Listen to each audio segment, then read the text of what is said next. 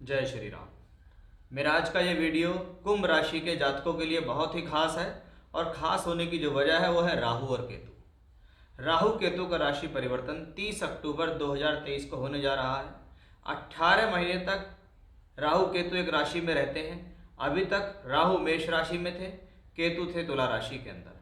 अब 18 महीने के बाद इनका परिवर्तन होगा। दोनों ही ग्रह एक साथ बदलेंगे राशि। दोनों ही ग्रह एक दूसरे से 180 डिग्री के अंश पर होते हैं, दूर होते हैं, आमने सामने होते हैं। दोनों ही ग्रह वक्री होकर चलते हैं, इसलिए दोनों ही एक साथ परिवर्तन करते हैं। शास्त्र की माने तो राहु केतु एक सर्प से जुड़े हुए हैं, एक राक्षस के टुकड़े हैं जिन्हें मृत संजीवनी विद्या से पुनर्जीवित किया गया। यानी स्वभाववश बात करें तो ये असुर हैं, ये राक्षस हैं, इसके अंदर विष हैं, ये अशुभ ग्रह की संज्ञा में आते हैं। और बहुत बार अगर देखा जाए तो धोखे से अमृत कलश का पान करने के बाद ही इनको इस रूप में यहाँ मिला है, यानी कहीं ना कहीं इनके भीतर छल कपट भी है। तो वहीं दूसरी तरफ इनके अंदर जीवन में बहुत कुछ देने में भी सक्षम है, क्योंकि कहीं ना कहीं गुरु शुक्राचार्य का इन पर बहुत ज़्यादा प्रभाव भी देखा जाता है। आइए इसी विषय को आगे बढ़ाते हैं कि वह आने वाले 18 महीने के अंदर राहु केतु अब आपकी राशि से दूसरे और 8वें अक्ष पर चलेंगे। राहु आपकी राशि से धन भाव में, केतु आपकी राशि से अष्टम भाव के अंदर जाएगा, तो वो आपको कैसे परिणाम देगा। हमारा ये वीडियो राशि पर आधारित है, यानी कुंडली के अंदर जहाँ चंद्रमा अगर 11 नंबर में लिखा हुआ है तो ये वीडियो आपके लिए है। और यदि चंद्रमा आपकी कुंडली पता नहीं है और आपकी बोलता नाम कुंभ राशि के आधार पर है तो भी यह वीडियो आप दे सकते हैं। ये वीडियो और ज़्यादा जब खास हो जाता है जब आपके पास आपकी कुंडली हो जाए और आपकी कुंडली में कहीं ना कहीं राहु या केतु से संबंधित दशा अंतर प्रत्यंतर चल रही है कि मेरी कुंभ राशि भी है और राहु से या केतु से संबंधित दशा का भी प्रभाव है, तो और ज़्यादा ये आपके ऊपर प्रभाव डालेगा। तो इसलिए इस वीडियो को बहुत ध्यान से सुनने की ज़रूरत है, क्योंकि ये वीडियो जो समझेगा वो ही इस टॉपिक को समझ पाएगा। अगर जो समझेगा ही नहीं, आधा अधूरा देखेगा, स्किप करके देखेगा, तो बिना वजह आप अपना समय खराब कर रहे हैं। क्योंकि आप लोगों के कमेंट बताते हैं कि आप वीडियो को पूरी सुनते नहीं हैं और उसमें कमेंट पहले दे देते हैं, कुछ इंट्रोडक्शन छोड़ देते हैं, कुछ बीच में से छोड़ देते हैं, कुछ लास्ट तक देखते नहीं है, फिर उनको मिलता नहीं है। भैया अपना समय बचाओ, अगर देखनी है तो पूरी देखो, अन्यथा बिल्कुल भी समय खराब मत करो। आइए शुरुआत करते हैं कि राहु अब मेष से निकलकर मीन में जाएंगे, केतु तुला से निकलकर कन्या में आ जाएंगे। इस दौरान ये 2-8 अक्ष पर होंगे और राहु इस दौरान 3 नक्षत्र रेवती, उत्तरा भाद्रपद, पूर्व भाद्रपद उल्टी गति से चलता हुआ इन 3 नक्षत्रों में चलेगा। तो वहीं केतु को देखें तो चित्रा, हस्त और उत्तरा फाल्गुनी नक्षत्र में गोचर करेगा। इनका भी प्रभाव मैं इस वीडियो में इंक्लूड करके आपको बताऊंगा। राहु और केतु का राशि परिवर्तन हो रहा है दूसरे और 8वें अक्ष पे। आपकी राशि कुंभ है, कुंभ के राशि के जो मालिक हैं वो शनि हैं। 7.5 के सेकंड फेज में आप चल रहे हैं। शनि अपनी मूल त्रिकोण राशि में गोचर कर रहे हैं, यानी शनि में कोई प्रॉब्लम नहीं है। राहु अभी तक चल रहे थे गुरु के साथ यहाँ। अब बृहस्पति धन का स्वामी भी है, बृहस्पति धन का कारक भी है। इन दोनों के साथ गुरु राहु का योग है कि बृहस्पति यहाँ से बैठकर अगर अपने ही भाव को देखता है और यहाँ से बैठकर भाग्य स्थान को देखता है, तो उसके साथ साथ राहु की भी यही सेम दृष्टि मानी जाती है। यानी राहु भी इसी के साथ साथ इसको देख रहे हैं। यानी ना तो पूरा भाग्य साथ दे रहा है, ना पूरा लाभ साथ दे रहा है। उसके लिए बृहस्पति को अकेला होना चाहिए। जैसे ही वो अकेला होगा, राहु के दोष से खत्म होगा, धन के कारक की पॉजिटिविटी उसको मिल जाएगी।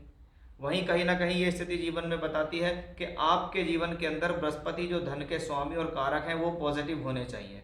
तो 30 अक्टूबर 2023 जैसे ही आपके जीवन में आता है, राहु निकल जाएंगे यहाँ से और यहाँ से निकलकर पहुँच जाएंगे यहाँ, तब बृहस्पति अकेला होगा। तो सबसे पहली पॉजिटिव बात आपके लिए क्या होगी, अगर फाइनेंस से रिलेटेड कोई भी प्रॉब्लम्स आपकी लाइफ में है तो आप ये मान लीजिए कि आने वाले जो 1.5 साल 18 महीने हैं ना, वो सिर्फ और सिर्फ आप राहु की वजह से बेटर मान सकते हो। क्योंकि राहु अगर यहाँ से ना निकले तो आपको लाभ मिले ही नहीं।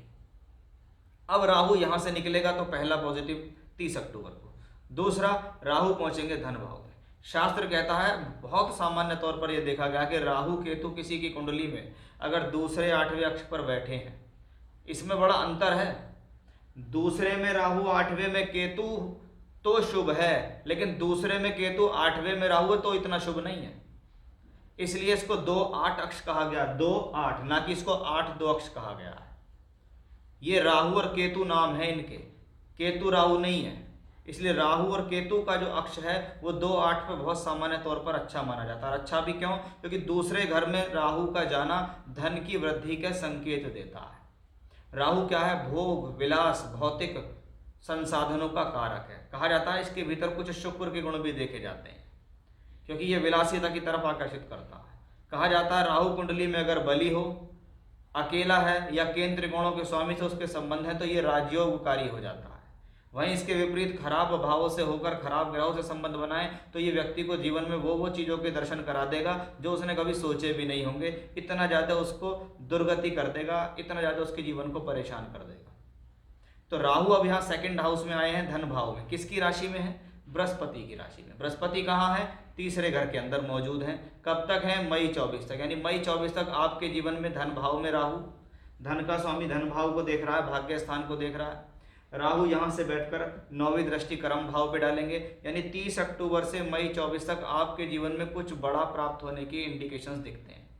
कुछ अच्छा लाभ, कुछ अच्छा प्रमोशन, कुछ अच्छी नई नौकरी, कुछ नई व्यापार वृद्धि, कार्य क्षेत्र के अंदर बेहतर होना। क्योंकि आप देखिए शनि भी आने वाले समय में बेहतर हो जाएंगे, वक्री से मार्गी होंगे, राहु धन भाव में होंगे, बृहस्पति अकेले होंगे।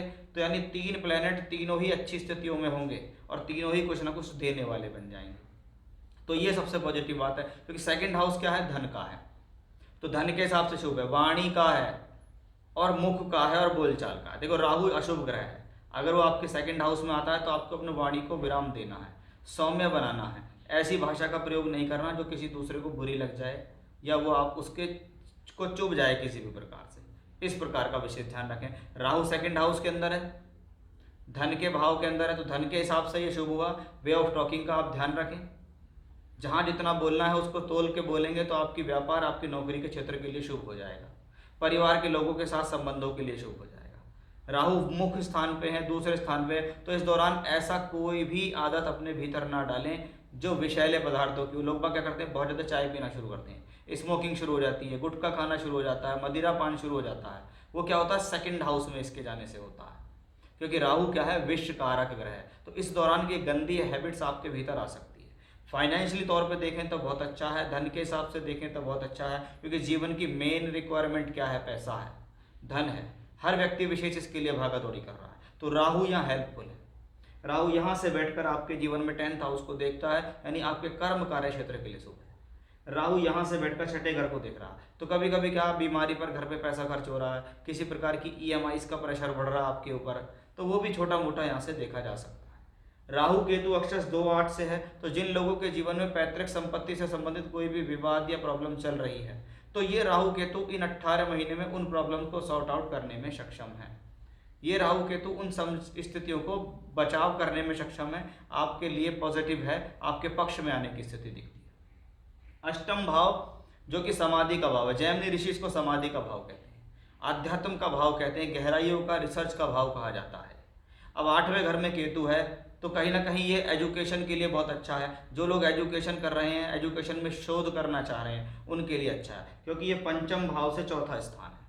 पंचम का सुख अष्टम में है कि जितना ज़्यादा हार्डवर्क, जितनी ज़्यादा रिसर्च और जितनी ज़्यादा शोध होगी उतना ही अच्छा होगा। आध्यात्म के लिए अच्छा है, योगा प्राणायाम के लिए अच्छा है, ध्यान समाधि के लिए अच्छा माना जाता है, इसको पूजा पाठ के लिए बहुत अच्छा माना जाता है, किसी चीज़ की रिसर्च के लिए अच्छा माना जाता है, धार्मिक कार्यों के लिए इसको अष्टम भाव के केतु को माना जाता है। तो यानी 8वें घर का केतु भी अगर देखें तो किसी प्रकार से अच्छा है, क्योंकि यहाँ से बैठ के ये 12वें घर पे दृष्टि डालता है। पंचम दृष्टि 12वें घर पे पड़ती है, और 12वां घर किस चीज़ का है?